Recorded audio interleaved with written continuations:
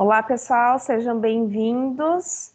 A gente vai aguardar mais um minutinho para o resto do pessoal entrar, certo?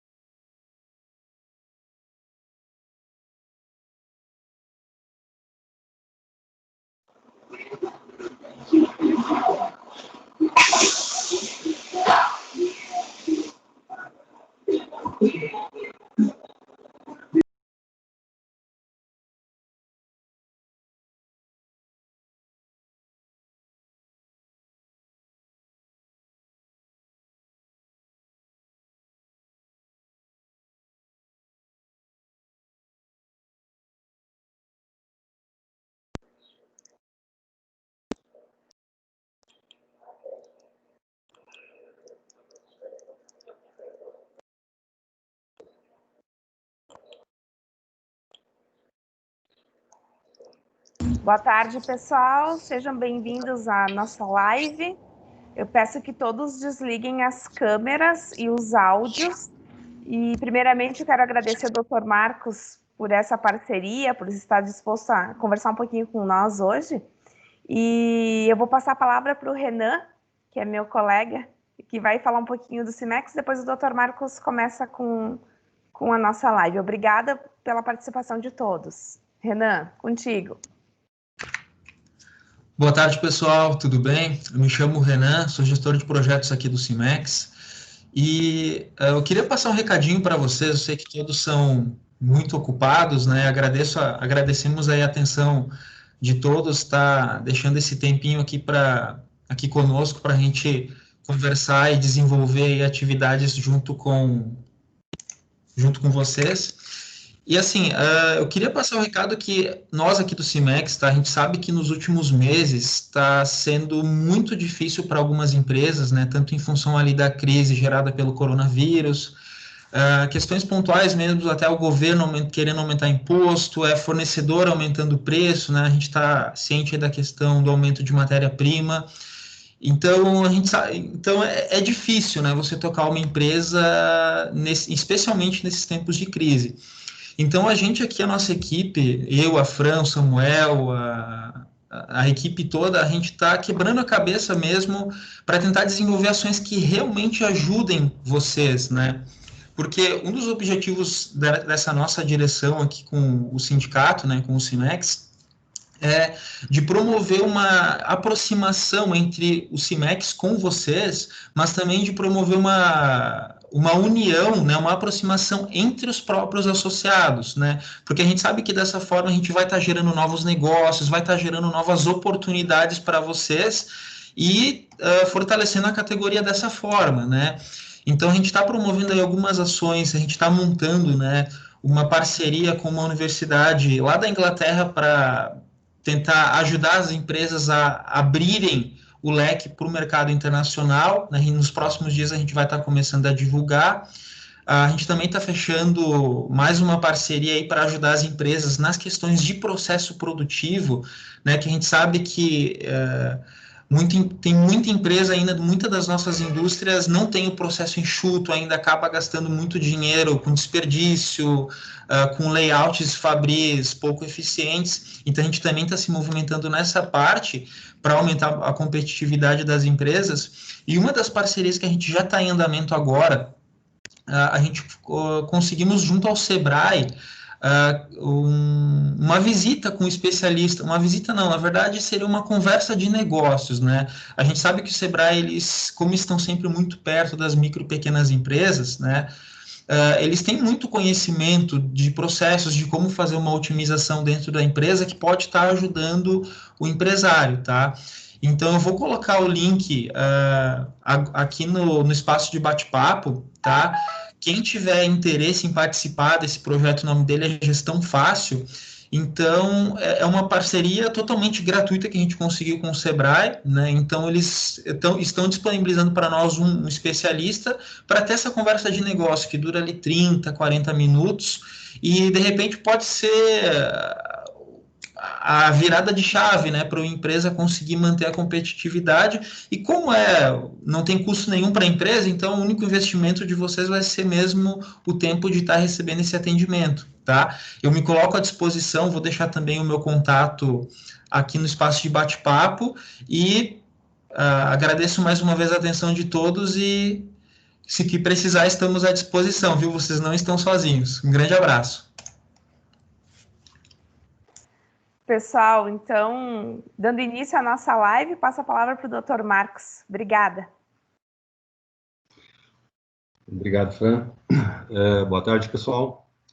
Quero acreditar que o áudio esteja chegando bem para todo mundo. Se porventura alguém tiver com alguma dificuldade, por favor, sinaliza. A gente dá uma pausa para que todos possam se organizar. Eu vou, antes de começar a minha apresentação, e aí eu já quero, além de saudar todos que estão participando, que estão acompanhando, eu vi que tem alguns nomes que eu conheço, não vou fazer referência a nenhum nome para não ser injusto, mas, de qualquer forma, fico bem feliz com a presença e esse tempo que vocês estão dedicando para escutarem um pouquinho daquilo que a gente pode, enquanto médico, compartilhar com vocês.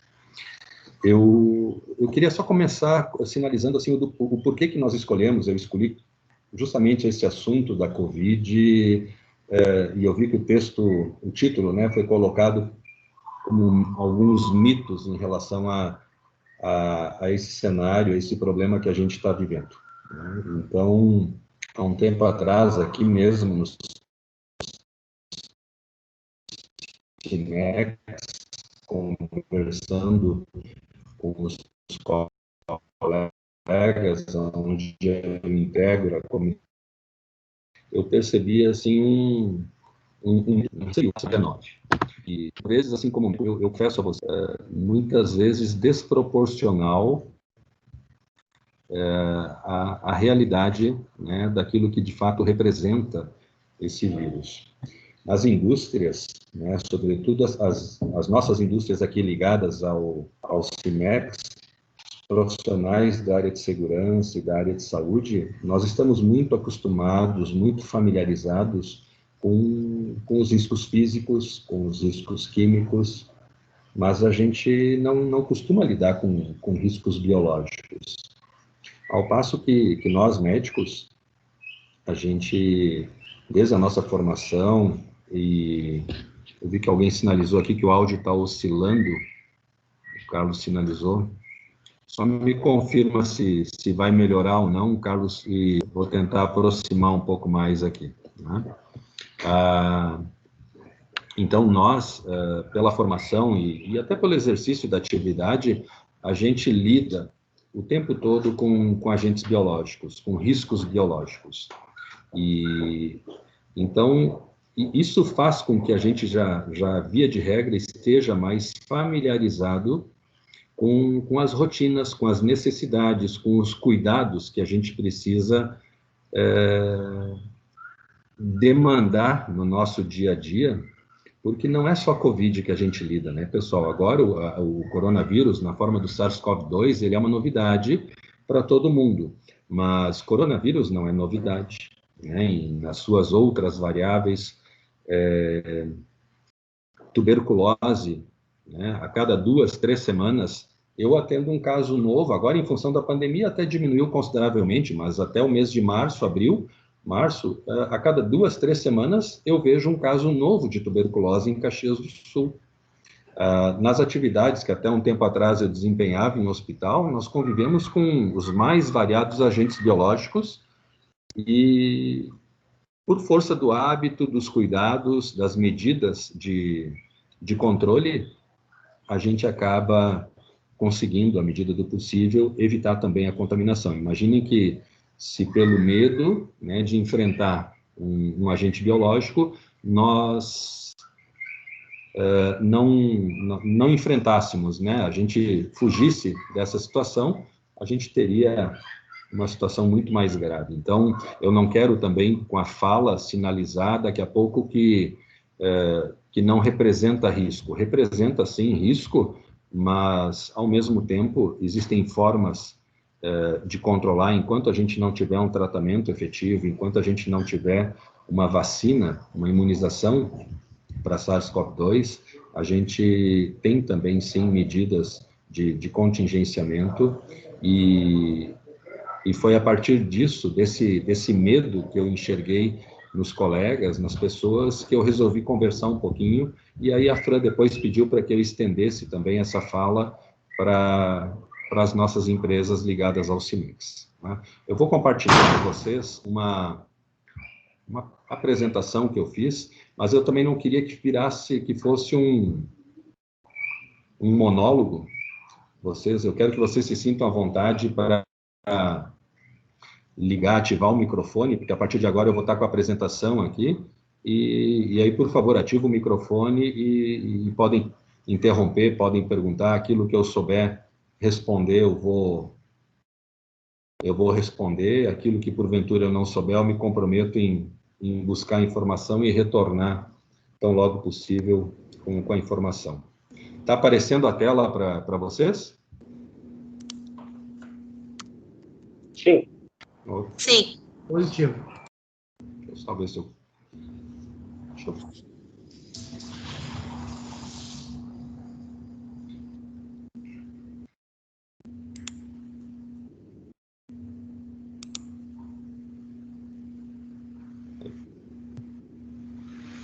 Isso aqui, então, é só uma imagem. Eu gostaria de compartilhar, e vocês já vão entender o porquê de eu estar trazendo essa fotografia aí da forma como o vírus, analisado microscopicamente, ele se apresenta. Né? Então, a gente tem aquela coroa, né, e por isso o nome coronavírus, mas observem que ele tem aquela parte mais externa amarelada, que é justamente uma camada de proteína, e é a partir dessa camada de proteína que a gente tem a questão da transmissibilidade, né, da forma mais fácil como um vírus que tem esse desenho, que tem esse formato, acaba conseguindo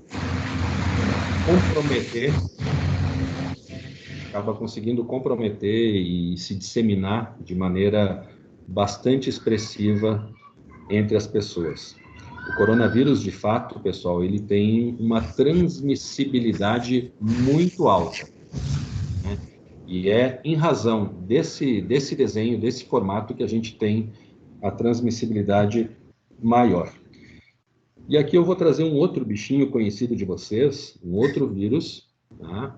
Que, se vocês olharem, voltando aqui, coronavírus, e aqui esse outro vírus conhecido de vocês, para vocês entenderem como tem uma semelhança entre um e outro.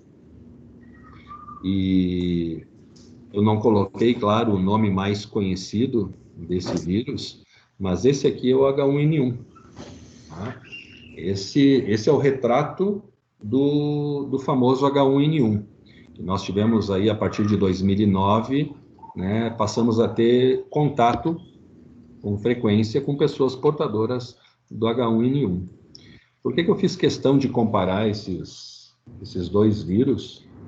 Porque hoje eu vejo o comportamento das pessoas bastante preocupadas e com razão com relação a SARS-CoV-2, mas o H1N1, que tem também uma transmissibilidade alta, não tão alta como o coronavírus, mas também uma transmissibilidade alta, ele chega a ser quase 14 vezes, 13,8, segundo a literatura, 13,8 vezes mais letal do que o coronavírus, né? E me parece que as pessoas não tiveram o mesmo sentimento, não tiveram a mesma preocupação, não tiveram o mesmo medo, vamos dizer assim, que hoje nós temos em relação ao coronavírus. Então, estou querendo trazer um pouco dessa reflexão para vocês, porque vocês todos, nós da área de saúde mais ainda, né? Mas a sociedade de forma geral, a gente já convive com o vírus, inclusive com uma letalidade bem maior que o coronavírus, né? Há vários anos, né? Mas agora, talvez fruto aí de um acesso à informação por vezes bem positivo, por vezes bem negativo, o assunto tomou uma proporção bem maior. E não é só uma questão nossa aqui em Caxias do Sul, isso é geral, né? Mas, de qualquer forma, a gente precisa entender que isso que a gente está fazendo, esses cuidados, esse controle que a gente está fazendo em relação ao coronavírus, a gente já deveria ter começado a fazer isso há muito tempo atrás. E eu quero acreditar, e tomara que aconteça, que a partir de agora, independentemente de tratamento, independentemente de imunização, que a gente possa ter hábitos diferentes, né? Que a gente possa ter rotinas, que a gente possa ter costumes diferentes. Não precisa, evidentemente, ter o mesmo tipo de comportamento que, por vezes, nós, quando saímos de um hospital, quando atendemos um paciente a nível de hospital, ou até mesmo a nível de clínica, de consultório, de ambulatório, que a gente costuma ter enquanto profissional da área de saúde, porque nós lidamos com muitos agentes biológicos diferentes da população, diferente da empresa. Mas vamos pegar, por exemplo, assim, um motorista de ônibus, eu costumo trazer isso sempre, né? Pega o motorista e o cobrador de uma empresa de ônibus e reparem, olhem esse ônibus passando no inverno na cidade com as janelas fechadas. Imaginem a quantidade de risco biológico que tem dentro desse carro, desse ônibus, né? Talvez esses profissionais ou essas pessoas que estejam ali dentro tenham muito, muito mais risco de uma contaminação, até mesmo do que nós da área da saúde a nível de hospital. Então, eu trago isso para vocês para que vocês reflitam. Nós convivemos com o vírus desde que existimos, convivemos há alguns anos com o vírus com uma letalidade muito maior, e o que a gente está se deparando agora é com um vírus novo, ainda sem tratamento específico, ainda sem vacina, o que faz uma diferença, portanto, a gente tem que, sim, continuar se cuidando, mas, por outro lado, não a ponto de criar todo um medo que possa, daqui a pouco, trazer outro tipo de consequência, que possa trazer outro tipo de adoecimento em detrimento somente do coronavírus, tá? Aqui é só uma tela, essa aqui, para mostrar para vocês que existem vários tipos, vários grupos de vírus, tá? A gente classifica 1, 2, 3 até grupo 7. Cada grupo de vírus tem uma classificação através do seu RNA ou do seu DNA, então tem muito a ver com a questão da cadeia genética do vírus. E voltando um pouquinho aqui no caso do H1N1, como eu falei, o H1N1 iniciou, assim como outros vírus, né, a partir de mutação em algum tipo de animal. No caso do H1N1, foram com os suínos, por isso o nome também, né, a comparação com a chamada gripe suína.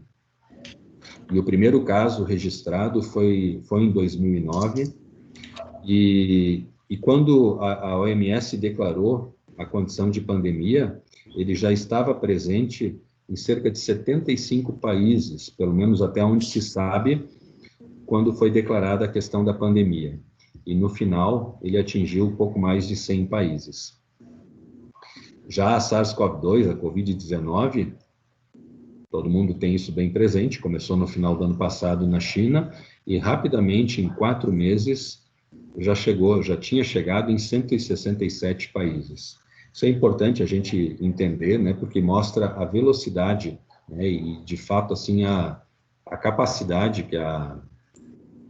que esse bichinho tem, esse vírus tem, com relação à transmissibilidade. Então, a gente tem um vírus com uma transmissibilidade absurda, muito alta, e, felizmente, graças a Deus, ainda com uma letalidade bem menor em relação ao próprio H1N1, que, por vezes, parece esquecido, né? Outro dia eu comentava na empresa onde eu atuo, se eu pegar a população na fábrica e fizer a análise da presença de H1N1, se eu fizer a mesma sorologia que hoje a gente consegue fazer para a Covid-19 e eu aplicasse isso para H1N1, com certeza, pessoal, a gente vai encontrar H1N1 entre 30% e 40% da população. Isso vale para as empresas que vocês atuam também. Então, a gente está lidando ainda com H1N1, ok, temos vacina. Alguém pode perguntar, mas o H1N1 a gente já tem vacina. Concordo. Porém, todo ano a gente precisa revacinar, porque, a exemplo do coronavírus para nós médicos não é novidade. A Covid-19, sim, a SARS-CoV-2, sim, é novidade. Mas o vírus chamado coronavírus não é novidade, existe há muito tempo. Né? E qual é o segredo, né, para que a gente possa, enquanto a gente não tem, e mesmo que a gente venha a ter uma imunização, e vamos ter, com certeza, mas não é o fato de ter uma vacina que nos torna completamente imunes a SARS-CoV-2. Os cuidados, os hábitos, a gente vai ter que continuar mantendo. Né? E isso vale não só para profissionais de saúde, isso vale para toda e qualquer pessoa que não vive numa bolha. Né? Essa pessoa, no momento em que sai, seja para ir para o trabalho, seja para ter um convívio social, profissional, um convívio acadêmico, numa sala de aula, uma ida ao supermercado, infelizmente, a gente não tem como controlar a chance de tocar numa superfície contaminada. Mas a gente tem como controlar a chance de levar a partir das mãos, né, ou a partir de uma proximidade com uma pessoa porventura contaminada, a gente tem a oportunidade de minimizar, de mitigar o máximo possível o risco, né, do nosso contágio. Alguns hábitos, né, por exemplo, a gente sai do hospital, a gente sai da clínica, primeiro que a cada paciente avaliado, a cada paciente atendido, independentemente se a queixa é um esfolão no joelho ou for alguma doença que possa representar uma condição infecto-contagiosa, o ritual, os hábitos de asepsia, eles têm que estar sempre presentes. Quando a gente chega em casa, antes de cumprimentar, de abraçar, de beijar a família, né, o simples cuidado de tirar um calçado do lado de fora da casa, do apartamento, o simples cuidado de primeiro se dirigir a uma peça, retirar aquela roupa que usou no trabalho, não importa se é no hospital, na indústria, na escola, o hábito de lavar bem as mãos, e não é passar água nas mãos, é lavar de fato com água e sabão, e na ausência de água e sabão, higienizar com álcool gel, porque muitos também confundem, acham que agora o álcool é o papel principal, né? Vocês viram naquela imagem ali que eu fiz questão de mostrar aquela camada amarela em torno do coronavírus e do H1N1, que é rica em glicoproteína, é aquilo ali que se fixa, através daquela coroa de glicoproteína, é que ele se fixa na pele da gente. Né? E com a gordura da nossa pele, ele fica ali.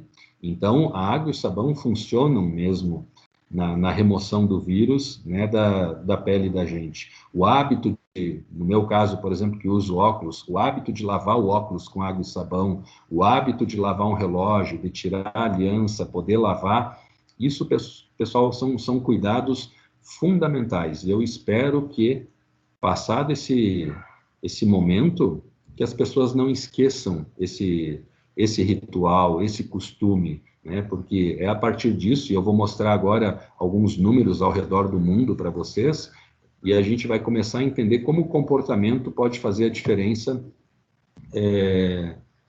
na questão do contágio. Né? essa tela aqui, falando um pouco sobre a epidemiologia do SARS-CoV-2, aqui eu estou voltando, se vocês olharem embaixo à esquerda, a tela mostra ali a data, lá em fevereiro, dia 11 de fevereiro desse ano. Então, a gente tinha, segundo dados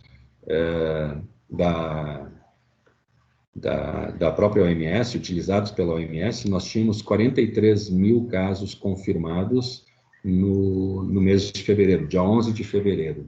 Só quero mostrar para vocês, à direita, ali em branco, um pouco mais de 1.000 mortes, 1.000 óbitos com diagnóstico de Covid. Eu faço questão de dizer que é com, porque eu vejo também, por vezes, o pessoal falar que 1.000 pessoas ou 100 mil pessoas morreram por Covid. Como médico, a gente precisa deixar claro isso, né?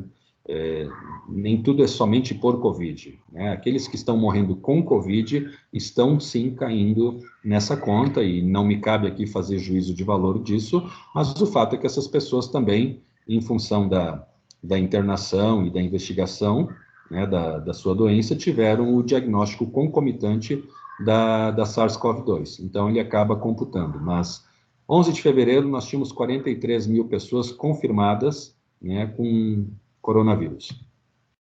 6 de março, ou seja, nem um mês depois, 20 e poucos dias depois, saímos já para 100 mil, ou seja, de 43 para 100 mil, né, em pouco mais de 3 semanas, né, ao redor do mundo. E saiu de 1.000 para 3.300 óbitos com Covid-19. Na sequência, 23 de abril, no mês seguinte, observem no mapa ali, né, como a situação se espalha pelo mundo. E então, a gente já vai para 2.700.000 casos, isso casos confirmados, né? E de 3, a gente já vai para 188 mil casos de óbitos com Covid-19. Em julho, a gente salta de 2 milhões para 11 milhões e 900. Não chega a fechar nem 3 meses, ali dá 2 meses e alguns dias, a gente já tem um salto bem expressivo, né, de casos novos, e já passando de 500 mil de pessoas que evoluíram com óbito e também com diagnóstico com achado de SARS-CoV-2. E agora, mais recentemente, eu peguei números de hoje aqui, da universidade, onde a gente já tem ao redor do mundo 24 milhões, ou seja, 11 milhões no mês passado, 24, a gente já dobrou, claro, estamos testando mais, o mundo está testando mais, então é natural que esses números aumentem, né? E já, né, chegando a quase 830 mil registros de óbitos, né? Daqui a pouco a gente vai estar em 1 milhão de pessoas em óbito também com achado de SARS-CoV-2. Agora, queria mostrar um pouquinho para vocês o cenário a nível de Brasil. Vamos voltar lá no mês de abril. Em abril, a gente tinha um pouco menos de 50 mil pessoas de casos confirmados, né, de Covid no Brasil, com 3.300 óbitos com Covid, isso em 23 de abril. Em julho, já era 1.668.000. Então, de novo, assim, né, esse número, pessoal, é para que vocês vejam como a transmissibilidade, de fato, é alta para um agente viral, para um vírus, né? Hoje, números de hoje, 27 de agosto, a gente já sai de 1.600.000, mais do que dobramos de julho para agosto. De novo, né, a gente está tendo mais testagem, então é natural que a gente vá ter um número maior de casos. Mas, de novo, assim, é uma transmissibilidade muito significativa. E já com um número até então registrado aí de 117 mil óbitos com achado de Covid-19. Isso mostra um crescimento, de fato, aquele crescimento exponencial a nível de Brasil, não só aqui, em outros países também, mas agora eu queria só fazer uma uma provocação técnica, assim, para vocês, do comportamento da doença em 2 países que eu considero exemplos, né, na condução da pandemia. Um é a Alemanha e a outra é a Coreia do Sul, né? Então, em abril também, a Alemanha registrava 151 mil casos da Covid-19, né, com 5 mil mortes relacionadas, 23 de abril. E hoje, 239 mil. Olha a comparação, se a gente voltar aqui com o Brasil, 3 milhões e 700, a Alemanha sai de 150 para 239. Tudo bem, vamos dizer assim, poxa, a Alemanha não tem a população que o Brasil tem, né? Mas a Alemanha, se a gente mesmo colocar numa regra de 3, não dá para comparar, né? A Alemanha ainda está numa condição, ela tem cerca de 90 milhões de habitantes, 80 e tantos, 90 milhões, nós temos nós chegamos a 210 milhões, então igual não dá para comparar, né, a prevalência da doença nesses países. Vamos pegar a Coreia do Sul, né, onde a gente, em 23 de abril, fiz questão de voltar lá no mês de abril com esses países. Nós tínhamos, em abril, 10 mil casos na Coreia. A Coreia, se eu não me engano, tem em torno de 50 milhões de habitantes, a Coreia do Sul. Eram 10 mil casos, né? E números de hoje que eu olhei na Coreia, 18 mil. Então, isso mostra que, e lá, assim como não tem tratamento aqui, pessoal, não tem tratamento na Coreia, não tem tratamento, eu digo tratamento específico, preventivo específico, né, em relação à Covid, não tem imunização ainda sendo feita lá também, e o que difere, né, essa taxa tão crescente, tão expressiva de alguns países para outros? É comportamento, né? Basicamente, é a questão comportamental, né? E eu tenho visto o esforço que as empresas têm feito no sentido de mitigar o risco, de minimizar, né, a chance, e afirmo como médico, né, hoje a gente se sente mais seguro dentro das empresas do que fora das empresas, mas ainda tem um tema de casa muito grande para a sociedade como um todo em relação à questão comportamental fora do ambiente de trabalho, né? Na rua, né? Fora de casa, por vezes até dentro de casa também, isso a gente tem que refletir, mas eu afirmo que com os cuidados que as empresas estão tomando, né, dentro do ambiente de trabalho, eu considero que a situação ela é segura, com medidas de distanciamento, de higienização, todo um controle que está sendo feito, todo um esforço que eu vejo sendo realizado pelas empresas, absorvendo uma conta extremamente pesada, considerando a ausência, por vezes, de trabalhadores que nem tiveram um teste positivo, mas que, pelo fato de terem contato com alguém sabidamente positivo, acabam sendo afastados. Essa conta é alta, mas eu reconheço e sei que tem um esforço por parte da empresa.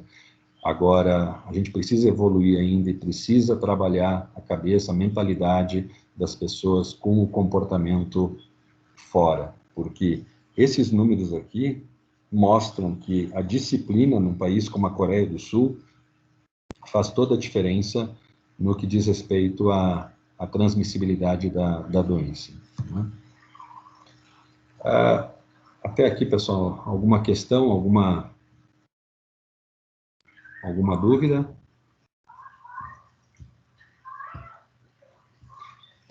Então, assim, só para comentar um pouquinho sobre a transmissibilidade, basicamente, a forma como se transmite tanto o H1N1 como a SARS-CoV-2 é praticamente a mesma, a partir de tosse, de espirros, o contato direto com uma pessoa infectada, o contato direto com secreção de uma pessoa tocando numa superfície, não cuidando depois para tão logo possível lavar a mão, porque não é o fato de eu tocar numa pessoa porventura contaminada que eu vou me contaminar. Ou se eu tocar numa superfície porventura contaminada, que obrigatoriamente eu vou me contaminar. Agora, se eu não tiver o cuidado de me proteger com água e sabão, se eu não tiver o cuidado de me proteger com álcool, quem não é da área de saúde não precisa tocar nas pessoas, via de regra, né? Esses cuidados é que vão fazer a diferença. Esse número que eu coloco ali do lado do H1N1, em termos de transmissão, para cada pessoa portadora do H1N1, 1,2 a 1,6 pessoas irão se contaminar. Já no caso da Covid-19, esse número vai a 2,79, né? Então, uma pessoa, via de regra, ela vai contaminar quase 3 pessoas com a Covid-19. Então, vejam que a transmissibilidade da Covid, ela é, de fato, maior em relação ao H1N1. Em contrapartida, volto a frisar, né? A letalidade da Covid-19, felizmente, ela é menor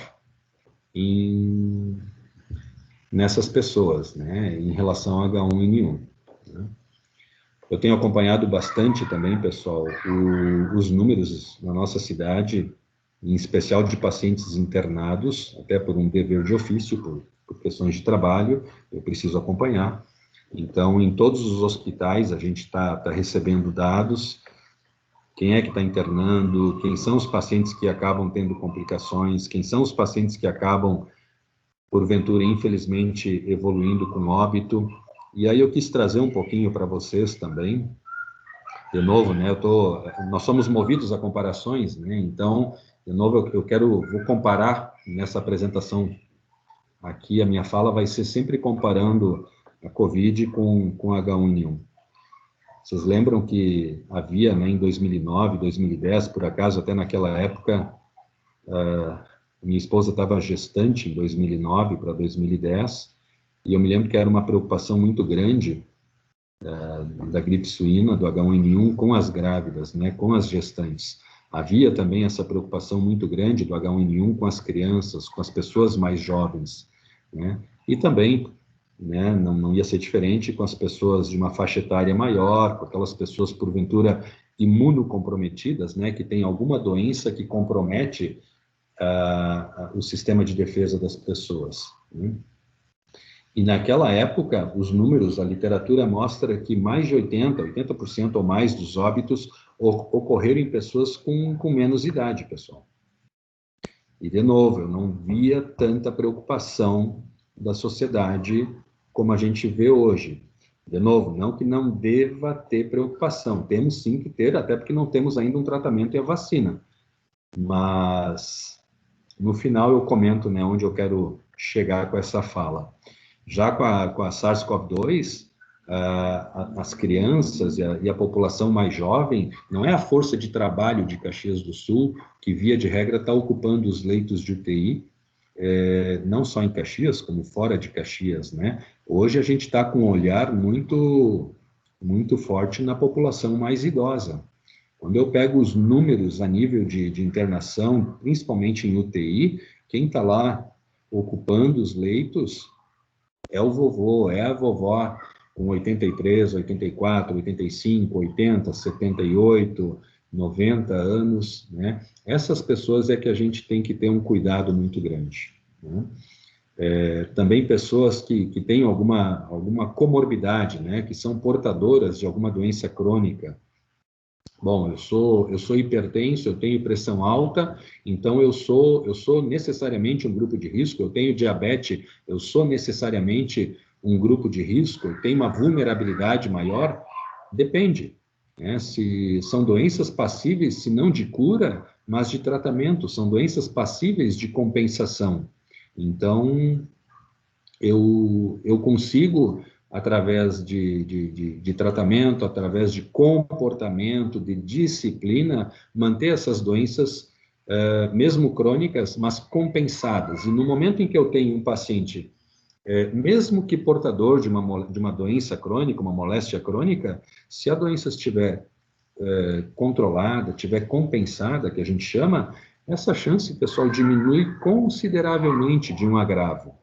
tá? Então, frente a uma contaminação pelo coronavírus, né? Então, de novo, é importante que as pessoas que, porventura, tenham uma situação de risco, não é que ela não possa trabalhar, mas é importante que o médico avalie se, porventura, o médico assistente, ou o médico da empresa, se esse trabalhador tem a enfermidade numa condição compensada ou não. Eu vou só pedir licença aqui, que eu preciso fazer um pedido aqui pro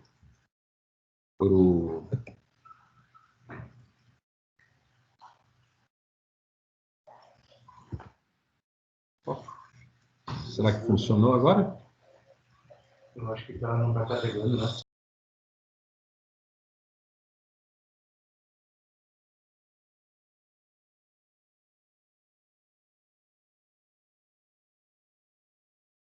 Beleza.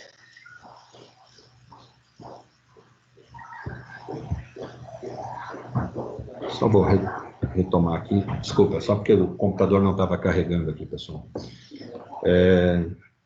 Então, assim, a gente tem que ter um olhar diferenciado para as pessoas de uma faixa etária mais avançada. A gente tem que ter um olhar diferenciado para as pessoas, porventura, portadoras de alguma enfermidade crônica descompensadas, né? E as pessoas que, porventura, fazem algum tratamento cujo sistema imunológico fique debilitado, que o sistema imunológico fique comprometido. Eu vou dar um exemplo. Um paciente que tem, porventura, uma doença, um tumor, uma neoplasia, um câncer, por si só, a doença já compromete a imunidade. Quando se faz uma terapia adjuvante, um tratamento com quimioterapia, por exemplo, essa pessoa fica mais imunocomprometida ainda. Então, essas pessoas a gente tem que cuidar de maneira muito especial, né? Estou só usando apenas um exemplo, né? Tem tantas outras situações que comprometem o sistema imunológico, então é importante que estejamos atentos a isso, né? Para que a gente possa cuidar melhor dessas pessoas. Mas, de novo, assim, graças a Deus, felizmente, né, não é a força de trabalho, né, de Caxias do Sul que está ocupando, né, os leitos, né, em Caxias do Sul. Só para misturar um pouquinho, né, a questão dos sinais e sintomas, de novo, né, fazendo essa comparação entre o H1N1 e a SARS-CoV-2, né, por vezes os sintomas podem se confundir, tanto um como o outro cursa com febre até prova em contrário sempre é sinal de infecção, gente. Então, a pessoa apresentou febre, acende a luz amarela, né? Sintomas do H1N1 como dor muscular, irritação nos olhos, tosse,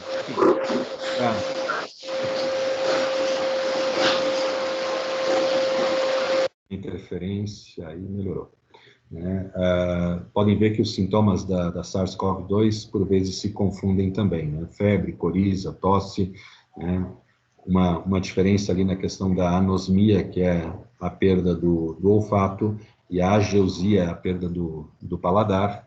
Então, isso são algumas diferenças entre uma situação e outra. Mas, de forma geral, hoje, qualquer paciente que, porventura, venha manifestar um quadro de dor no corpo, dor de cabeça, dor de garganta, febre, a gente tem que, até prova em contrário, considerar que ele concorre com a Covid-19. Se vai ser Covid-19, não obrigatoriamente, mas, num primeiro momento, né, a gente tem que dar essa possibilidade, né? E diante disso a gente precisa afastar esse trabalhador. Eu sei que muitos têm a curiosidade, né? E quando a gente fala de tratamento, muitos médicos, esse assunto é bastante polêmico e cada médico tem a sua opinião específica com relação à profilaxia, ao uso de hidroxicloroquina, ao uso de ivermectina, ou alguma outra forma de manejar. Eu também tenho, evidentemente, a minha forma de tratar, já tive casos de tratamento relacionado, mas o que hoje está nos livros, né? Está na literatura? Do H1N1, a gente, via de regra, faz um tratamento sintomático, ou seja, se eu tenho dor, é um analgésico, se eu tenho febre, é um antitérmico, se eu tenho algum processo inflamatório, é um anti-inflamatório, e utilizamos os chamados antirretrovirais para H1N1, oseltamivir, o nome mais conhecido, vocês vão lembrar, era o Tamiflu, né? Muito utilizado. Tem alguns casos que estão usando o Tamiflu, alguns médicos estão usando o Tamiflu no caso da Covid-19, mas ainda, até o momento, a gente não tem para SARS-CoV-2, para Covid, um tratamento específico. A gente faz um manejo também com medicações sintomáticas e, quando envolve internação, aí existem protocolos para o tratamento a nível hospitalar. Esses protocolos, eles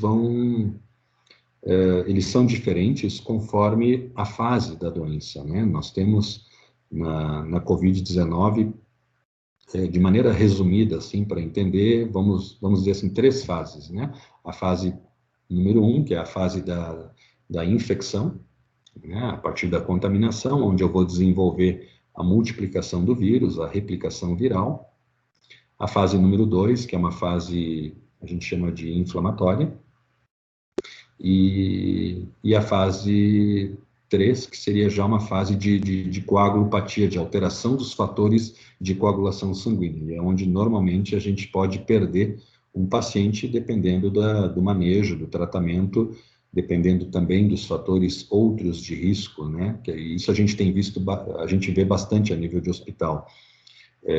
Um paciente que interna com coronavírus sem nenhum fator de risco, costuma ter uma evolução bem melhor, digamos, do que um paciente que interna, por vezes, com a mesma idade e com algum outro fator de risco, principalmente uma doença descompensada. Então, a chance de recuperar já fica mais restrita nesses pacientes que, porventura, têm uma doença outra de base.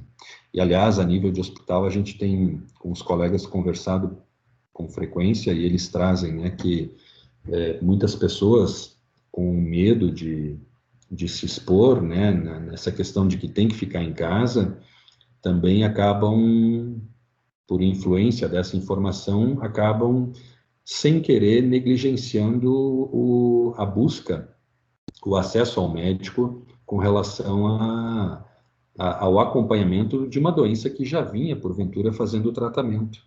Então, esses pacientes têm chegado a nível de pronto-socorro, via de regra, numa condição muito descompensada e sérios candidatos a ocuparem leitos de UTI. Então, isso acaba também dificultando bastante, né, e aumentando a taxa de ocupação de leitos de UTI. Né?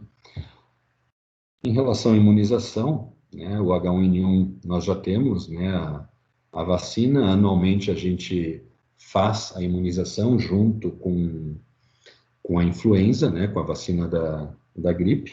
Então, a gente já tem junto, né, a imunização para essa variável, que é o H1N1, e para SARS-CoV-2 a gente ainda não tem, né, eu coloquei ali que o último número que eu vi, a gente tem mais de 160 laboratórios testando, né, já em testagem da vacina, e eu diria para vocês assim que numa fase muito avançada, mas bem avançada mesmo, considerando, vamos lá, o primeiro caso foi no final do ano passado na China. É difícil alguém desenvolver uma vacina em tão pouco tempo como a gente tem visto, mas são estudos bastante confiáveis e já tem pelo menos 6 laboratórios muito avançados, aonde se estima que até o final do ano a gente já tenha a imunização chegando para nós. Né? Só para contextualizar, e de novo, só vou reforçar, pessoal, se porventura alguém tiver alguma curiosidade, alguma dúvida, eu não estou acompanhando o chat ali, porque eu estou vendo a tela aqui, então liga o microfone e se sinta à vontade para questionar, tá? Doutor, não está mais compartilhada a tua tela. Opa, desde essa última aqui? Tá aparecendo a tua imagem, não está compartilhando. E eu também não estou tendo acesso ao chat. Então, se o pessoal tiver dúvida e puder fazer as perguntas ao vivo, eu acho que fica melhor. Doutor Marcos? Oi. Ah, tá me ouvindo? Tô. Tô ouvindo. Meu nome é Viviane, eu trabalho com o pessoal aqui, a gente está com uma dúvida. Existe o reingresso, uma pessoa que já pegou o Covid, já passou, né, enfim, a fase, a quarentena, enfim, ela pode novamente pegar o vírus e ter todos os sintomas? Isso, Essa é a nossa... Viviane, sim, sim. Deixa eu só, antes de responder, a tela voltou, apareceu ou ainda não? Não, Ainda não? não. Vou botar para compartilhar novamente.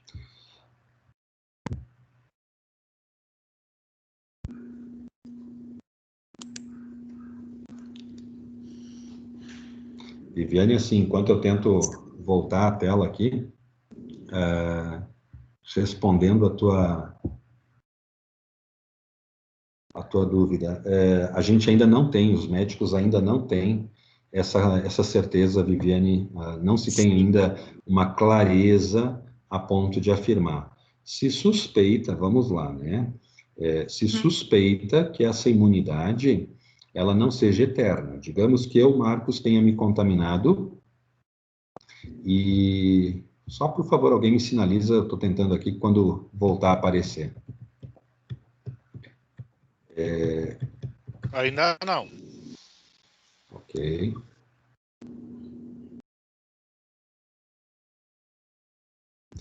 A gente ainda não tem, Viviane, essa certeza, essa convicção de que possa, de fato, voltar a ter uma segunda, uma terceira contaminação. Mas, assim, se a gente for comparar A tela outras... do computador apareceu, Marcos. A tela do computador, sim? Do computador, sim. Do conhecido Covid-19, que você tem ali aqueles Covid-19 CIMEX, não está aberto. E aqui onde eu tenho a questão do diagnóstico, clínica, PCR, teste sorológico, não? Só a tela do computador. Eu não sei se você está me ouvindo ali, se o Camilo estiver aí, se puder me dar Sim, eu peço help para o Camilo aqui, dar uma passadinha lá. Então, assim, Viviane, a gente ainda não tem essa certeza absoluta, tá? Durante muito tempo, como eu falei, né, nas indústrias a gente está acostumado a lidar com risco químico e risco físico, mas a nível de hospital nós lidamos muito com a questão do risco biológico. E a exemplo de outros agentes biológicos, a gente pode, muitas vezes, ter uma segunda, uma terceira, uma quinta, uma décima infecção. Vamos pegar a gripe, né, a gripe comum, a gripe sazonal. A gente acaba podendo ter novamente essa contaminação. Tem alguns casos que estão suspeitando, agora vamos mexer na tela aqui, eu estou pedindo um apoio do Camilo aqui para... Talvez a gente até poderia pedir uma questão de imunidade, algum exame assim, ou isso não cabe? A gente já vai comentar um pouquinho sobre a questão do exame, mas dos testes, né, e como fazer. Mas a gente ainda... Essa aqui, Covid-19. Isso. Essa aqui. Agora sim, doutor, está compartilhando, é a Fran. Tá, obrigado. Tá aparecendo? Sim. Sim, está aparecendo, está compartilhando. Ok. A gente ainda não tem, como eu falei, essa certeza, né? Tem alguns casos em que o pessoal sinaliza já como se tivesse um segundo diagnóstico. Tivemos, acho que, três casos, né, onde o pessoal sinalizou um segundo diagnóstico, ou seja, pessoas que tiveram lá atrás a SARS-CoV-2, fizeram o tratamento, desenvolveram anticorpos e agora tiveram novamente o achado. Mas não dá para afirmar ainda, Viviane, que isso é de fato uma segunda infecção. Por quê? Porque muitas pessoas também, e isso não é só com a Covid, com outras infecções, acontece de ficar com memória, né, do antígeno produzindo e vão negativar muitas vezes 40, 50 dias depois, né? Inclusive, o que a gente tem visto, assim, né? Nós ainda temos uma norma, por exemplo, aqui no estado, que prevê que, por exemplo, se eu sou colega de vocês na empresa, né? E eu trabalho ao lado de um de vocês, e eu ficar positivo, eu teria que ser afastado por quanto tempo? Todo mundo fala 14 dias, né? 14 dias foi um atestado aqui. Já tem publicação diferente que veio agora pelo CDC, que é a entidade, é o órgão que regula, né, toda a questão de controle de doenças infecto-contagiosas, e também da OMS, que diz o seguinte, é 10 dias de afastamento. Se no 10º dia eu não tiver febre, no último dia eu já ficar pelo menos 24 horas sem febre, eu já posso no 11º dia, se eu tiver clinicamente bem, evidentemente, né? Então eu não teria nem febre mais, no 11º dia eu posso retornar ao trabalho. Bom, mas e se o exame continua? Eu vejo isso muito, a empresa fazendo o exame ainda, o exame às vezes vai ficar positivo por 14, 15, 20, 30, 40, 50 dias. Pode acontecer, mas isso não significa que a pessoa configure risco para ela ou para terceiros, de contaminar uma terceira pessoa. Então, ela poderia, inclusive, retornar ao trabalho no 11º dia, se porventura no 10º dia ela já estiver clinicamente bem e pelo menos 24 horas sem febre. Então, eu estou querendo comparar isso com a tua pergunta, porque muitas pessoas, sim, poderão demorar muito, muito, muito tempo até negativar. Então, é isso que ainda não está claro para os médicos, se o que está acontecendo é uma segunda infecção ou ainda aquela memória da primeira infecção continua presente naquele paciente. Então, hoje a gente ainda não tem essa resposta para dizer se uma pessoa que se contaminou com SARS-CoV-2 uma vez, se ela vai desenvolver anticorpo de memória para nunca mais ter o segundo caso. Eu vou dar um outro exemplo para vocês, assim, ó, rubéola. A rubéola, quem teve rubéola uma vez, teoricamente, todo mundo imagina que não vai ter de novo, né? Mas pela literatura, segundo os livros, a chance de uma pessoa a cada 66 mil que tiveram rubéola, uma pode ter a segunda vez. Então, assim, é raríssimo, mas pode acontecer. A Covid ainda, a gente não tem estudos para poder afirmar isso. Agora, se eu fosse dizer assim, o meu sentimento, o meu feeling, a minha impressão sobre coronavírus poder ou não ter, eu acho que como outras gripes, a própria influenza, outros coronavírus, a gente poderia sim ter uma segunda vez. Acredito que no momento em que a gente tiver imunização, a vacina, a gente vai precisar, assim como a gripe suína, né, o H1N1, anualmente a gente vai precisar revacinar, porque assim como o ser humano evolui, o bichinho evolui também, né? O agente biológico, ele também passa por mutação. Então, pode ver que eu fiz questão de mostrar, comparando H1N1 com a SARS-CoV-2, um a partir do porco, né, o outro a partir do morcego. Se a gente pegar a MERS, que foi aquela gripe lá do Oriente Médio, foi a partir de qual animal que ela também sofreu mutação? A partir do camelo. Então, as mutações nos vírus, elas vão acontecendo. Então, eu acredito que anualmente a gente vai ter que, a exemplo de outras gripes, né, inclusive H1N1, anualmente a gente vai ter que estar se submetendo à vacina. E aqui, falando já da vacina, pessoal, esse é um pedido que eu deixo para as empresas, para vocês todos. Reforcem sempre a importância da vacinação, né? Eu sei que muitas pessoas, às vezes, deixam de vacinar por desconhecimento ou porque, às vezes, alguém passou pela vacina e teve, como eles alegam, né, vocês já devem ter ouvido falar, tiveram uma reação em função da vacina. Só de maneira bem resumida, né, para comentar rápido, existem basicamente 4 tipos aí principais, tem outros, né, mas 4 tipos principais de vacina. Vacinas que são feitas a partir de vírus vivo e enfraquecido, ou seja, atenuado, o vírus está vivo, mas está enfraquecido. Existem vacinas feitas a partir de vírus inativo ou morto, que é o caso da vacina da gripe. Existem vacinas que são chamadas polissacárides, né, sintetizadas em laboratório, e tem vacinas que são fruto da engenharia genética, que são as chamadas recombinantes.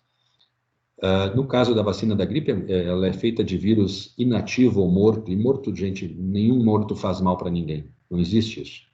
Então, é extremamente importante que as pessoas se vacinem, né? Outro dia eu perguntei na empresa, tentando incentivar a turma a fazer a vacina, né?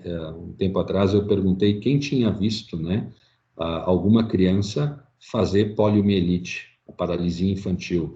A gente conhece, via de regra, um adulto que teve a sequela da paralisia infantil. Mas hoje, nos últimos anos, eu faço essa pergunta para vocês, né? Se vocês viram uma criança sadia e que desenvolveu a paralisia infantil, que vocês conheceram de uma forma e fruto da doença teve a sequela. Quero acreditar que não, né? Que não tiveram. Eu, como médico, em 26 anos, eu não vi isso. E por quê? Porque os nossos pais, né, se preocuparam com a gente e nos levaram para vacinar, né? E se eu tenho uma população de 100 pessoas e eu consigo vacinar 85, 15 eu não consegui, ou porque a pessoa tem um risco de um efeito colateral, ou porque, enfim, alguém negligenciou, não lembrou, enfim, as mais variadas situações, mas quando eu tenho esse grupo grande de 85 pessoas vacinando, eu também estou cuidando daquela uma dúzia, daquelas 15 pessoas que porventura não conseguiram, porque eu estou cercando o vírus, né? Eu não permito que o vírus entre em contato com essas pessoas. Então, quanto mais pessoas se imunizarem, né, a gente também está cuidando daquelas que porventura não podem imunizar, né? Às vezes tem gente que tem alergia, aí sim, aí a gente tem que não recomendar, tem que contraindicar a aplicação da vacina, tá? Mas, de novo, né, a gente ainda não tem essa certeza que possa ter uma segunda, uma terceira contaminação. Isso aí os estudos ainda, Viviane, aqui vão mostrar, tá? Alguma dúvida em relação à resposta? Obrigado, doutor Marcos. Só queria comentar um pouquinho com vocês aí com relação às formas de testagem, tá? Eu acho que isso é importante porque eu também vejo uma preocupação. Está aparecendo a tela agora aí? Sim, está aparecendo. Eu vou deixar nesse formato aqui para não correr o risco de piorar. Eu vejo também uma preocupação muito grande, e não tem nada de errado, né, com relação a querer testar, né? Mas eu fiz questão de mostrar para vocês ali, pessoal, colocar em primeiro lugar o que vale. Não é o exame, é a clínica. Clínica significa o quê? Aquilo que o paciente me conta, aquilo que o colega de trabalho de vocês, aquilo que porventura um familiar de vocês contar, aquilo que porventura um amigo ou alguém do convívio de vocês comentar, que está sentindo, né? Eu não vou me basear num primeiro momento pelo resultado de um teste. Até porque eu tenho uma margem de falso negativo, eu tenho o risco de um falso positivo.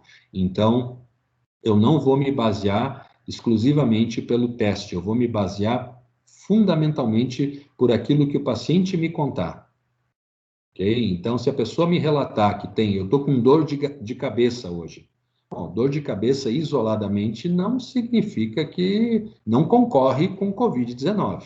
Agora, no momento em que eu tenho um conjunto de sinais e sintomas, eu tenho dor de cabeça, eu estou com tosse, eu estou com dor de garganta, opa, em momentos de transmissão comunitária, eu tenho que considerar que essa pessoa concorre com a Covid-19. Eu preciso afastar essa pessoa, tá? E a partir da sintomatologia, a partir dos sintomas que essa pessoa relatar, e principalmente dentro de uma linha de calendário, do número de dias de sinais e sintomas, é que nós médicos vamos recomendar um ou outro tipo de teste, tá? Então, vamos pegar um exemplo bem prático assim. Eu, Marcos, comecei hoje com coriza, né, nariz correndo, a garganta está arranhando um pouquinho, estou com dor no corpo, sensação de que apanhei, levei uma surra, pode ser que seja febre, estou suando, eu tenho que me afastar. Eu estou preocupado, eu quero fazer logo o teste para ver se é coronavírus. E amanhã eu vou no laboratório e faço o teste, deu negativo. Eu não posso ficar tranquilo. Esse teste foi mal recomendado. né? Não importa nem se é o PCR ou é o teste sorológico. O teste, tanto um como o outro, eu tenho que ter um número mínimo de dias para saber qual o melhor momento para poder fazer a testagem. Né? Então, o PCR e o teste sorológico, eles são diferentes por natureza.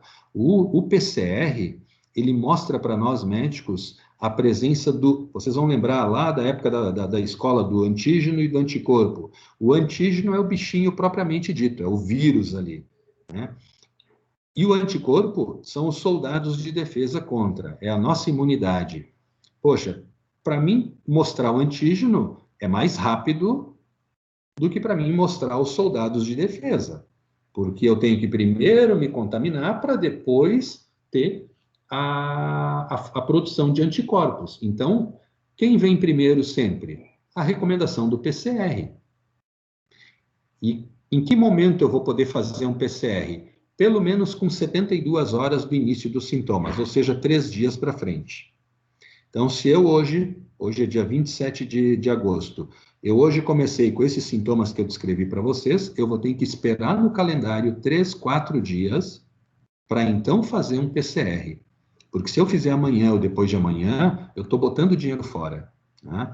Pode aparecer? Até pode, ok, mostrou. Mas se for negativo, não tem valor clínico nenhum esse teste. Pode rasgar e botar fora, porque ele não é confiável. Então, o ideal é esperar, né? Tem que sempre conversar isso com o médico ou a médica de confiança para poder avaliar. Né? E o teste sorológico, como eu falei, como ele mostra anticorpo, ele mostra as nossas defesas, os nossos soldados ali, então eu só vou desenvolver anticorpos a partir de uma semana para frente. Então, quando a gente vai fazer aquele teste rápido, que chamam, que é um teste sorológico, fura a pontinha do dedo ali, ou mesmo coletando pela veia no antebraço, eu tenho que ter pelo menos 8, 9, 10 dias do início dos sintomas. Porque se eu fizer o teste sorológico, comecei hoje com sintomas, e daqui a 4, 5 dias, 6 dias, eu vou fazer o teste sorológico, a chance de um falso negativo é muito grande. Ok? E a forma de coletar é diferente, né? Então, o PCR a gente coleta a partir de... Quem já fez isso sabe que não é nem um pouco confortável, né? Outro dia, casualmente,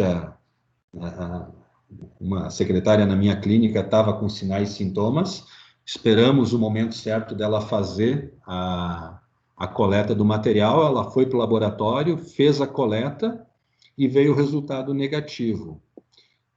Ela estava no período correto do calendário, mas quando eu perguntei para ela, né, se tinha sido muito desconfortável, ela falou, não dói nada.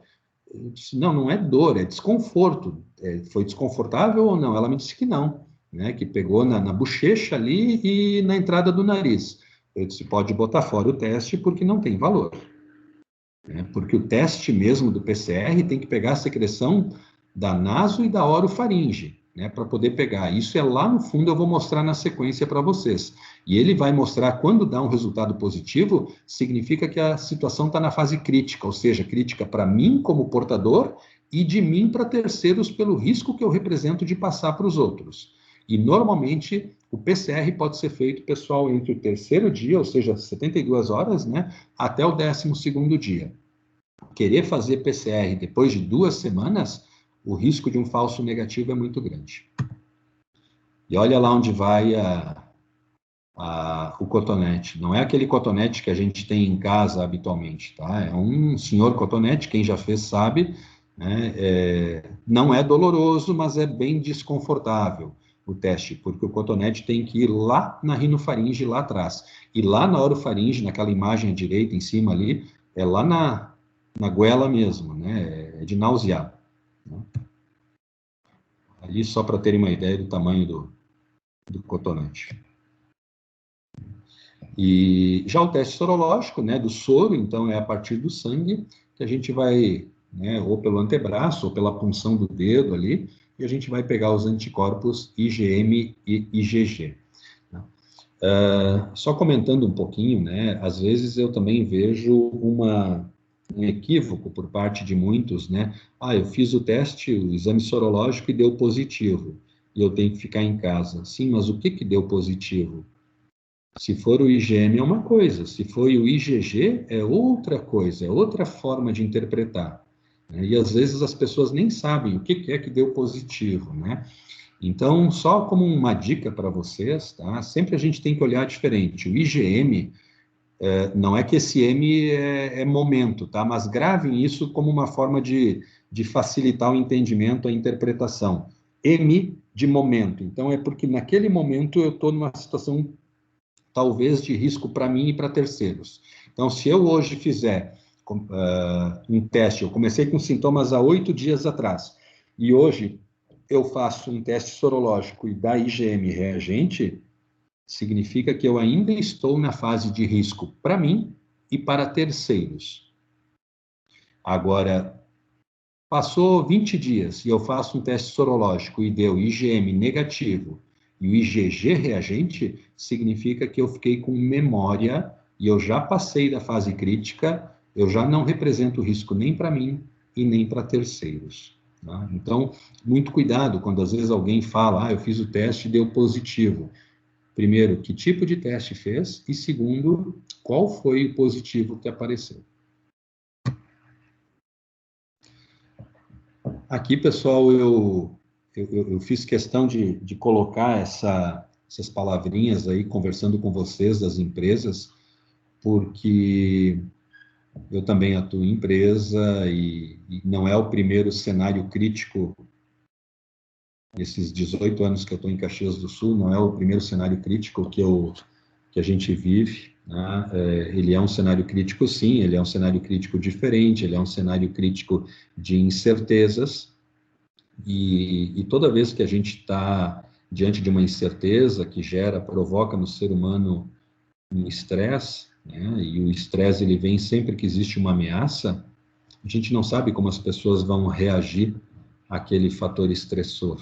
Né? Às vezes, para os pacientes, eu comento, né? Eu uso a comparação de um assalto. Se a gente sair e for assaltado na esquina de noite, eu não sei que reação eu vou ter, né? E muito menos a reação que outra pessoa vai ter. Então, as empresas também precisam estar preparadas, porque isso é uma ameaça à vida das pessoas, né? Porque representa um risco à saúde, isso é uma ameaça econômica para as empresas, porque assim como uma pessoa tem saúde, a empresa também tem a sua saúde. Né? Profissionais da área de RH que estão à frente desse processo sofrem muito com isso. Liderar uma área de recursos humanos num momento como esse é um desafio muito grande, porque, de novo, assim como as pessoas têm saúde, as empresas também têm a sua saúde, e a gente acaba... a gente precisa estar atento, sobretudo a forma como as pessoas vão reagir a esse risco, a essa ameaça. E eu estou trazendo isso para vocês, por quê?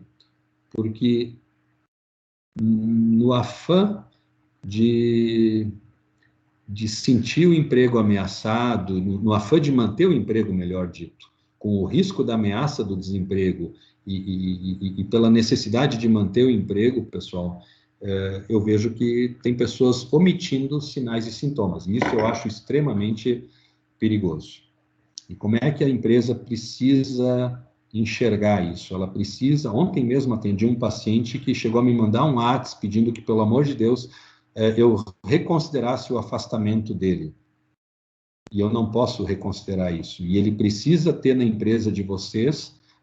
Claro, eu sei que é fácil aqui um médico vir e falar e pedir isso, e por vezes é difícil fazer, mas a gente precisa passar essa tranquilidade para a força de trabalho, de que diante de sinais e sintomas que porventura concorrem com a Covid-19, que elas não tenham o receio de informar, que elas não tenham, à medida do possível, né, pessoal, o receio de que o afastamento temporário vai representar o cartão vermelho na volta para essa pessoa.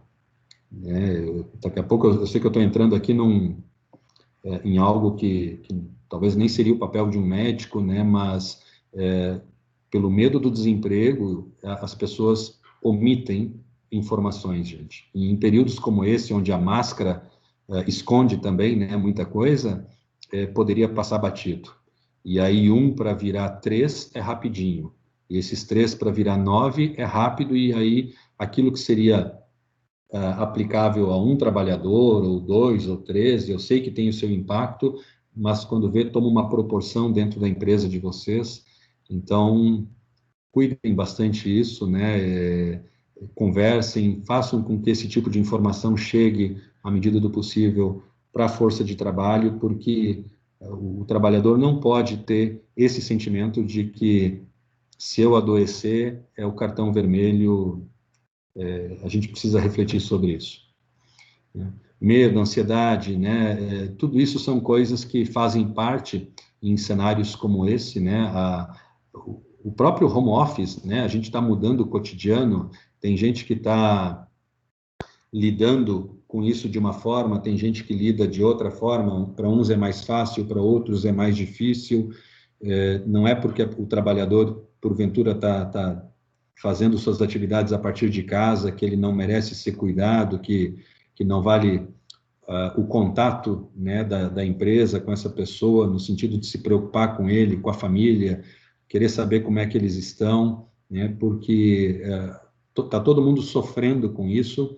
Enquanto a gente não tiver uma imunização que nos permita retomar a vida dentro de uma certa normalidade, a gente vai ter que enfrentar, enfim, e isso traz consequências, né, para a gente. E, como eu disse antes, mudanças no comportamento, né.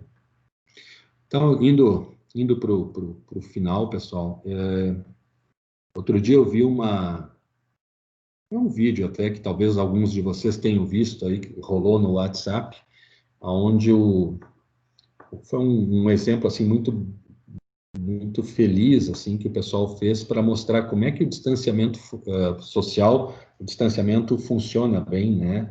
Enquanto a gente não tem um tratamento efetivo, enquanto a gente não tem imunização, o que a gente precisa de fato fazer, né, como recomendação, é manter o distanciamento. Esse vídeo ele mostrava peças de dominó, né, dispostas uma na sequência da outra, aonde basta uma peça cair e várias outras, ou todas, podem cair a partir de uma, né, que seria contaminada, vamos dizer assim, uma pecinha do dominó contaminada pela Covid-19. Agora, experimenta separar um pouquinho mais essa peça de dominó, não precisa separar muito, mas separa um pouco mais essa peça de dominó uma da outra, que se porventura a gente, sem querer derrubar uma, o restante não vai cair. Então, o distanciamento social, ele funciona de fato.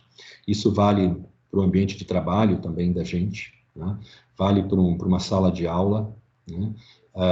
O uso da máscara é uma barreira, ele funciona de fato. Num primeiro momento, a máscara ela é importante a partir da pessoa, porventura, contaminada, né? Porque ela não passa adiante. Se a gente olhar imagens aí do outro lado do mundo, lá do Oriente, né? A Coreia é um exemplo, onde eu trouxe os números aí. O comportamento dos coreanos é digno, né? Porque não é em momentos apenas de uma pandemia, eles já têm esse hábito de usar a máscara no momento em que um deles, porventura, notou que está com um resfriado, está com uma gripe.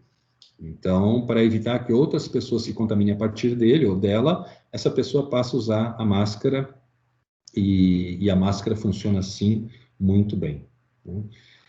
Hábitos de higiene, eu não preciso nem falar, né? Mas a gente precisa, não é pelo momento de agora, pessoal, a gente precisa estar colocando isso dentro das empresas como algo sempre que veio para ficar, não pode passar batido, né? E ter protocolos, né, para o acesso dos trabalhadores, a identificação de pessoas com casos suspeitos. Certamente as empresas de vocês todas já adotaram esse protocolo, né? E aí eu falo agora aqui em nome também da comissão. Eu acho que o Jefferson, acho que deve estar acompanhando a gente aí, que coordena a nossa Comissão de Saúde e Segurança do CIMEX. A gente está aqui para ajudar. Se porventura houver dúvida por parte de alguma das empresas com relação aos protocolos, podem nos chamar, conversem com a gente, que a gente vai ter um prazer enorme em poder ajudar, porque isso não é só para a empresa de vocês, isso além da empresa de vocês, é para a família de vocês, para a família dos trabalhadores, é para a sociedade de forma geral, né?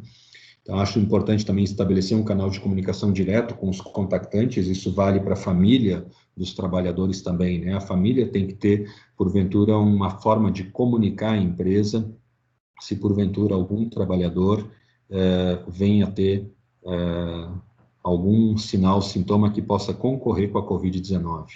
Né? Aquilo que eu comentei antes, né, buscar também garantir que o trabalhador fique no seu posto de trabalho, né, dentro do possível. Eu sei que, de novo, é fácil falar, difícil fazer muitas vezes, mas incentivar que o trabalhador, a pessoa, fique no seu posto de trabalho. Porque se hoje eu estou sentado aqui na minha cadeira, na minha mesa, com o meu note, com o mouse, com, enfim, o controle do ar-condicionado, e amanhã ou depois outro vem e compartilha, ou eu procurei higienizar tudo, ou daqui a pouco eu represento um risco para uma outra pessoa, um telefone compartilhado, um computador compartilhado, uma pessoa poderia, a partir dali, se contaminar.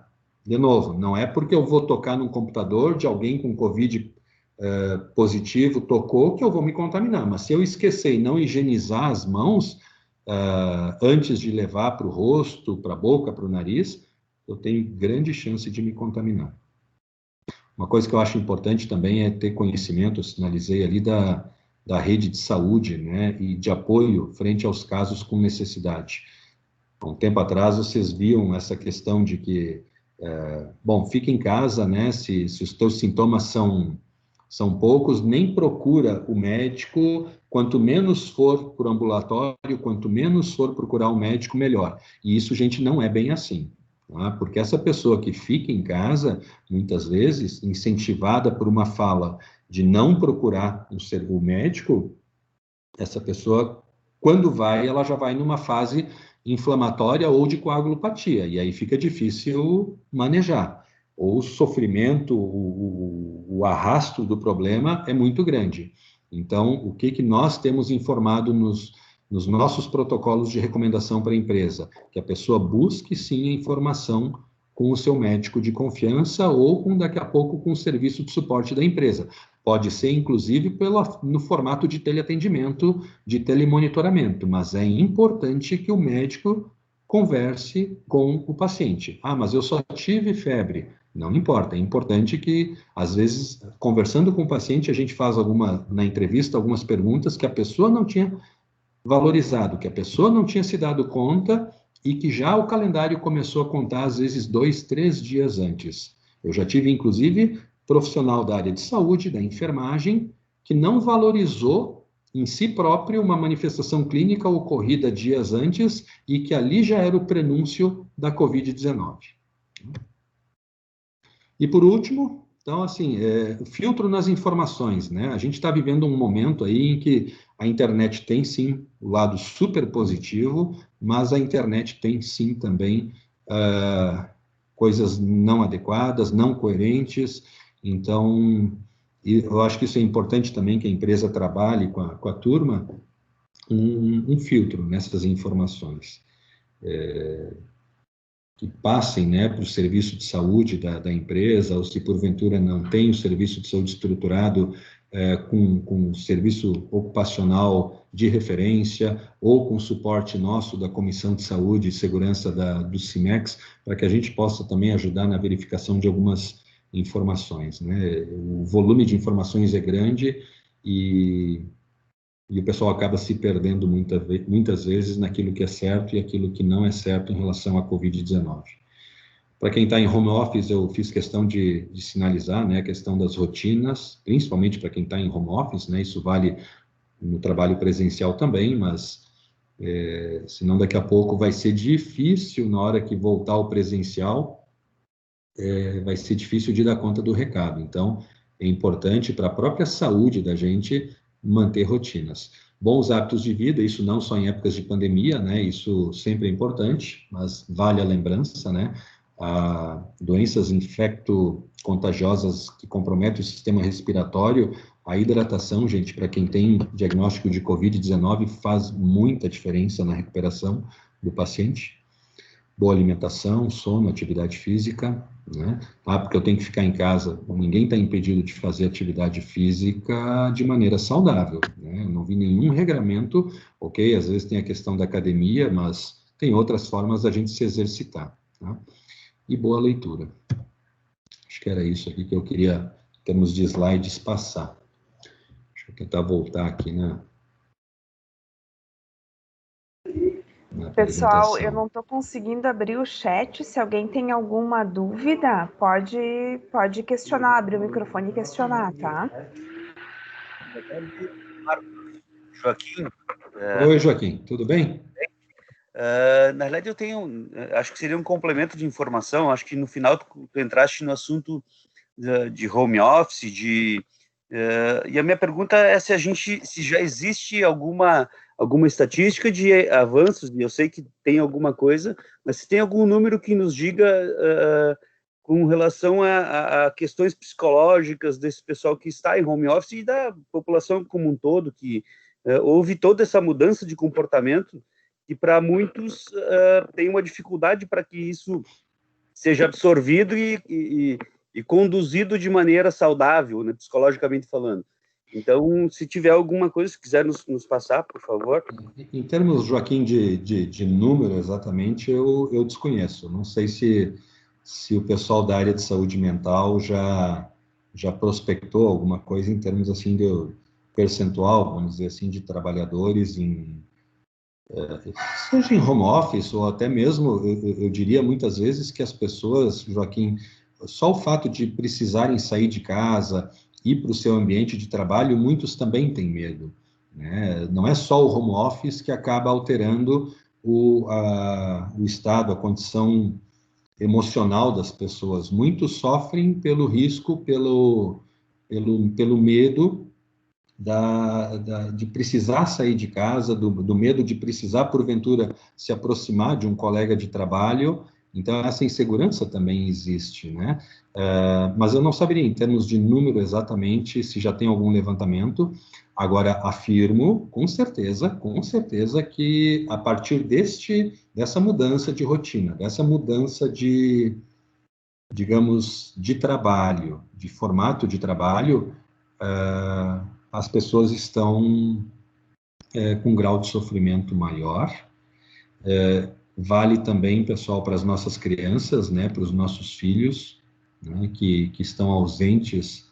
A gente, ainda enquanto adulto, acaba entendendo, compreendendo essa questão e, mesmo assim, sofrendo. Uns mais, outros menos, mas nesse momento, como médico e até como pai, me preocupa muito a questão das crianças, porque não é só Covid que adoece, viu?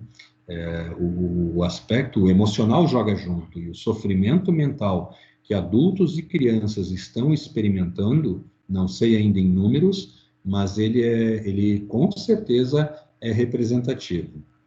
E eu acredito que essa tua resposta, a gente ainda vai precisar um tempo aí, com alguns estudos, Joaquim, para poder chegar em termos de números, né? E eu acho que ela vai ser mais fiel quando nós tivermos o retorno às atividades presenciais. A partir daí é que a gente vai conseguir ter a identificação de fato daquilo que fugiu da normalidade, daquilo que de fato adoeceu pessoas.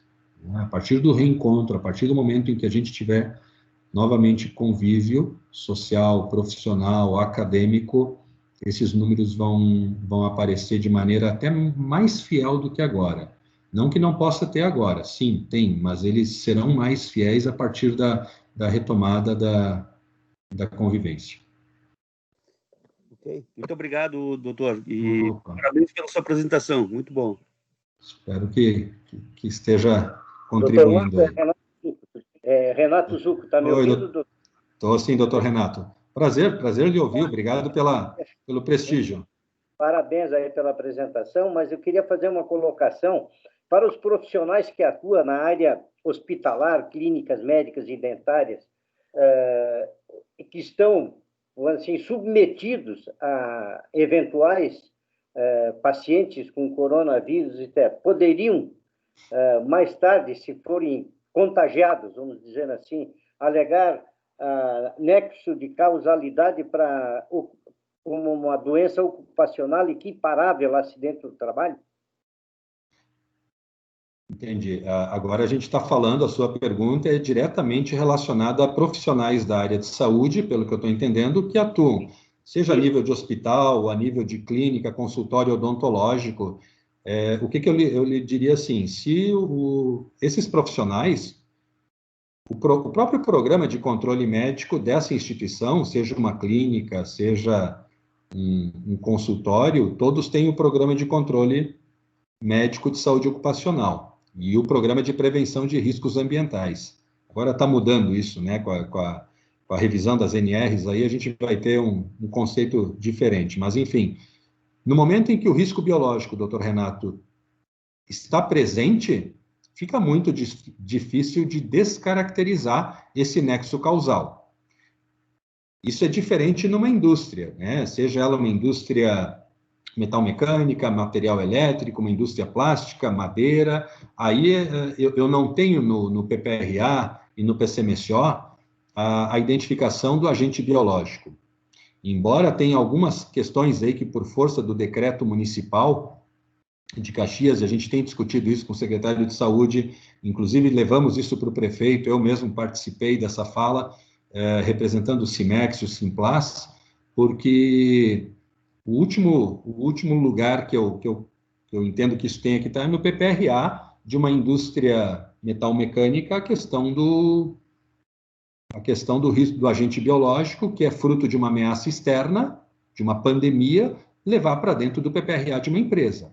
Agora, quando a gente fala de uma clínica, seja ela odontológica, médica, um hospital, um ambulatório, aonde o risco biológico é parte integrante dos programas de prevenção de riscos, aí eu diria que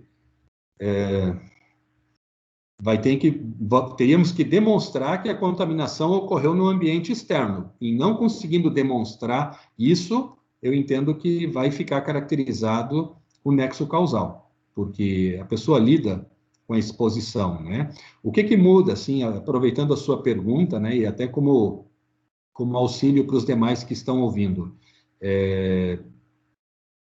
Por que, por exemplo, entre eu como médico e seja um profissional da área do direito no escritório, ou um engenheiro no seu escritório na empresa, quem tem mais chance de se contaminar? Teoricamente, todos temos chance, mas a probabilidade do dentista, do médico, é maior. Agora, entre eu, médico, a nível de ambulatório, seja na empresa ou na clínica, no consultório, e o médico, colega meu, que está lá na UTI, na linha de frente, com pacientes internados, também com Covid-19, a chance dele é maior. Por quê? Porque aquele paciente que eu atender a nível de ambulatório ou consultório, a carga viral, se ele tem condições clínicas de ir até o ambulatório, tem condições clínicas de ir até o consultório, pressupõe que a carga viral dele é menor do que aquele paciente que está acamado, que está entubado, que está numa UTI, se encontra com Covid-19. Então, a carga viral lá é maior. Então, por consequência, a chance que eu, a nível de consultório, clínica, tenho de me contaminar é menor do que a do meu colega a nível de setor fechado dentro de um hospital. Mas, respondendo à pergunta, eu diria que sim, a gente teríamos muita dificuldade em descaracterizar esse nexo, né? Agora, é diferente da indústria, né? Concordo plenamente com a sua posição. O que mais, pessoal?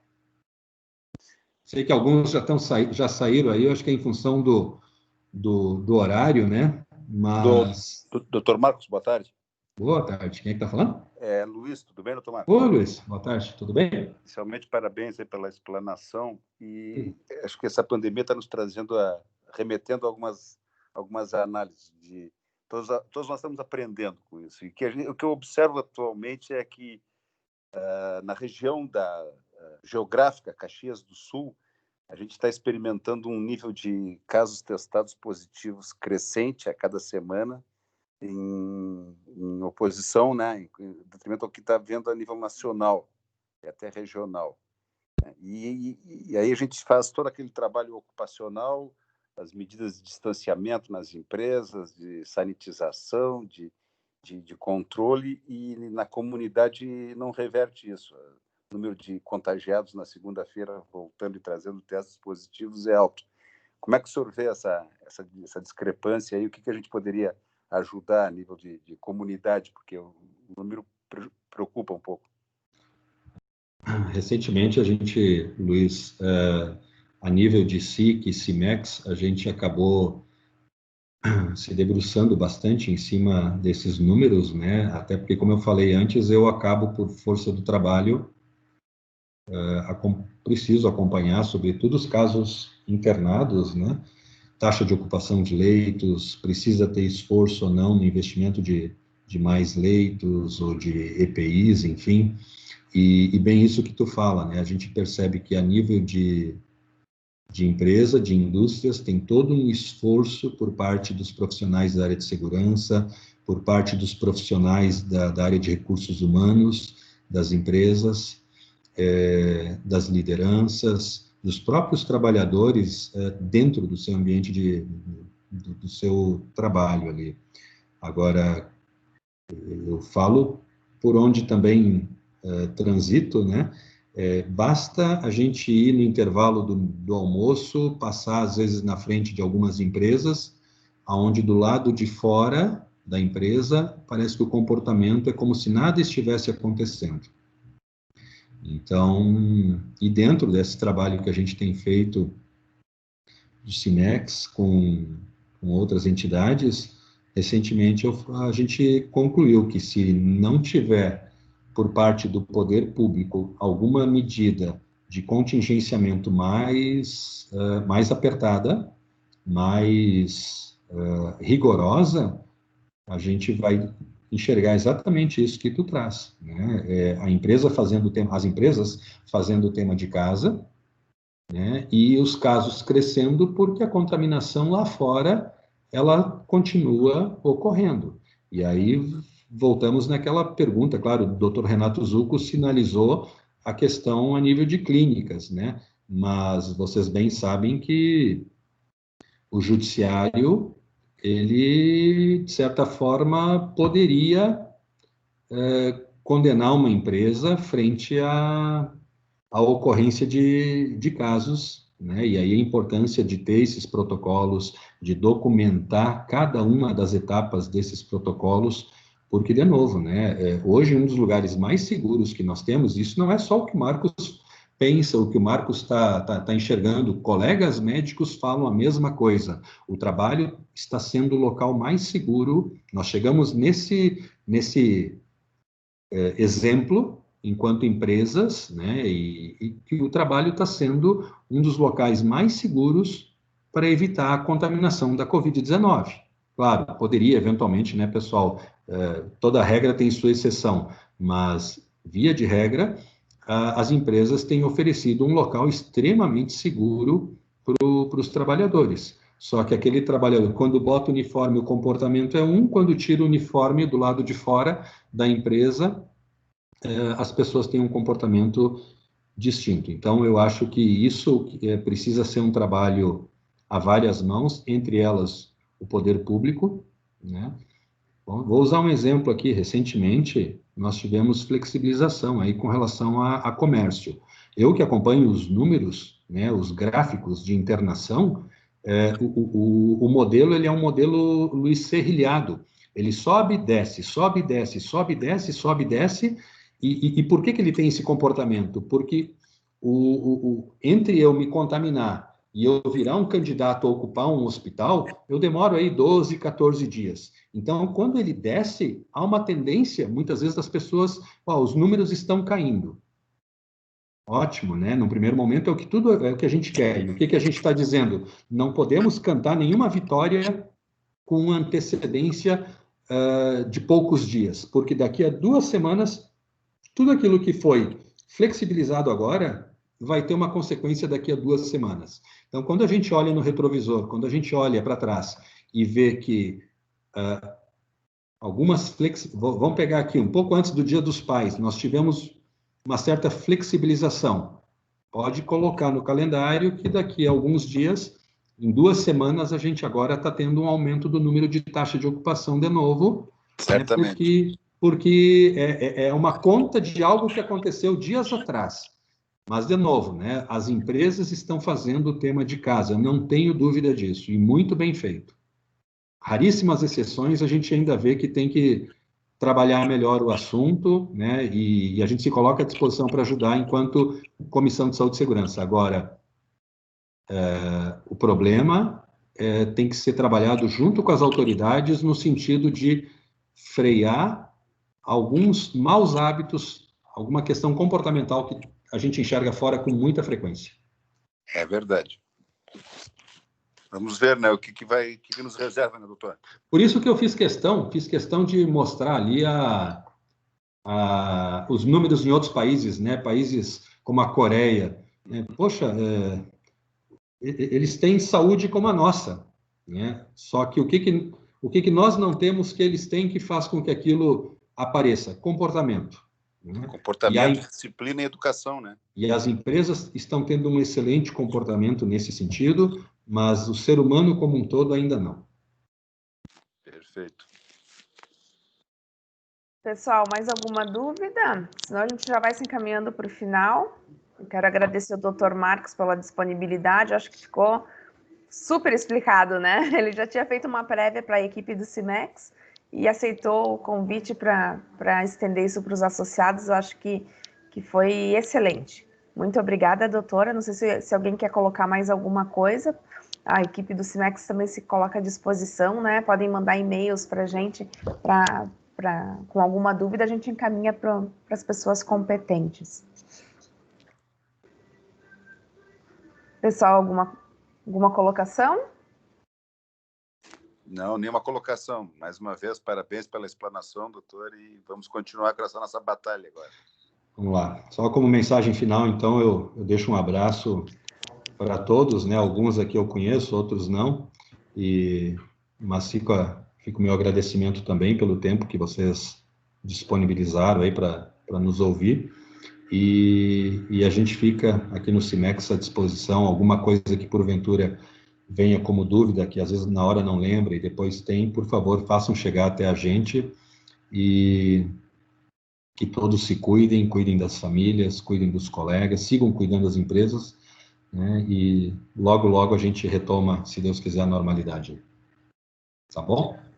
Então tá, pessoal, obrigada pela participação de todos. Qualquer coisa podem mandar e-mail para o meu e-mail mesmo, franciele@cimex.com.br, ou para qualquer colega do CIMEX que a gente encaminha. Obrigada, boa noite para todos. Tchau, tchau. Tchau. Tchau.